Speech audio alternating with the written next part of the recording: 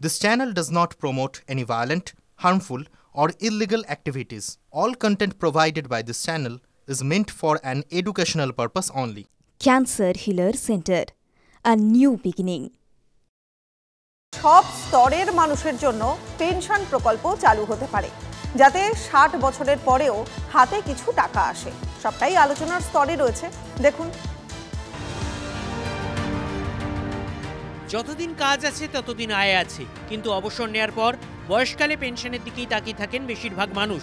সরকারি কর্মীরা পেনশন পান, বেসরকারি সংস্থার যেসব কর্মী প্রভিডেন্ট ফান্ড জমা দেন তারাও তুলনায় অনেক কম হলেও কিছু পেনশন পাবেন। কিন্তু যারা অসংগঠিত ক্ষেত্রে কর্মরত তাদের সেই সুবিধা কোথায়? সেই জায়গা থেকেই সবার জন্য পেনশন প্রকল্প চালুর কথা ভাবছে কেন্দ্র।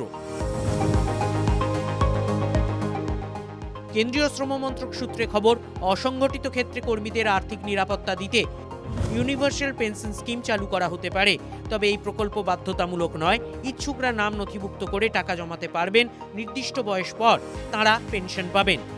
এক্ষেত্রে বেসরকারি সংস্থার কর্মী হন কিংবা ব্যবসায়ী অথবা অসংগঠিত ক্ষেত্রের শ্রমিক, নির্মাণ শ্রমিক, পরিচারিকা অথবা ডেলিভারি পার্সন, সকলকেই পেনশনের সুবিধা দিতে চাইছে কেন্দ্র। সূত্রের খবর, ইপিএফওর নেতৃত্বে এই প্রকল্প তৈরির কাজ চলছে। শ্রম মন্ত্রক গোটা বিষয়টিকে পর্যবেক্ষণ করছে। পেনশন প্রকল্প নিয়ে বিভিন্ন ক্ষেত্রের মতামত সংগ্রহ করছে মন্ত্রক। এখনো পরিকল্পনা স্তরে রয়েছে ইউনিভার্সাল পেনশন স্কিম। তবে জানা গিয়েছে যে কেউ ইউনিভার্সাল পেনশন স্কিমের আওতায় আসতে পারবেন। 18 বছরের বেশি বয়সী কোনো ব্যক্তি টাকা জমা করতে পারবেন। 60 বছর বয়স হওয়ার পর সেই টাকা থেকে পেনশন পাওয়া যাবে। বর্তমানে যেসব সঞ্চয় প্রকল্প রয়েছে সেগুলির কয়েকটিকে ইউনিভার্সাল পেনশন স্কিমের আওতায় আনা হতে পারে।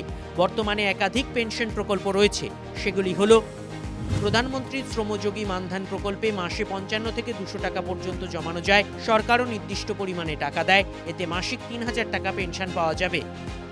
National pension scheme for traders and self employees, ব্যবসায়ী ও স্বনির্ভরদের জন্য এই প্রকল্প। টাকা জমা করলে 60 বছর বয়সের পর পেনশন মেলে। অটল পেনশন যোজনায় বয়স অনুযায়ী টাকা জমা হয়। 60 বছর বয়সের পর পেনশন মিলবে। রিপোর্ট বলছে 2036 সালের মধ্যে ভারতে 60 নাগরিকের সংখ্যা প্রায় 23 কোটি হবে। 2050 সালের মধ্যে সেই সংখ্যাটা বেড়ে হবে প্রায় 35 কোটি। বিশ্বের নানা দেশে ইউনিভার্সাল পেনশন স্কিমের মতো প্রকল্প রয়েছে।